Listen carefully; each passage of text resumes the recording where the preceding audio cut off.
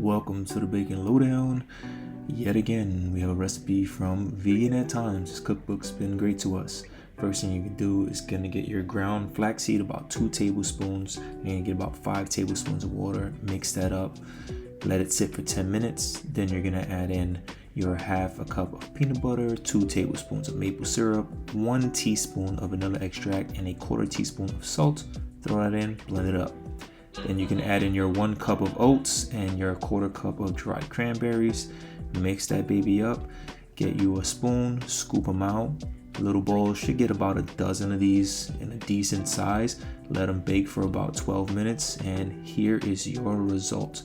A very delicious, very satisfying breakfast treat that goes well with cookies. First time making it, and well, as you can see from here, I am satisfied with my care. This is a delicious cookie. I made these while Logan was still in his room. Thought it was a quick recipe to make. Probably took me a total of about 20 minutes to get it all done. Delicious, something I'll definitely utilize once again. Check the description for the recipe, or if not, get the Vegan at Times cookbook. There's a lot of great recipes in here. Till next time, have a sweet day.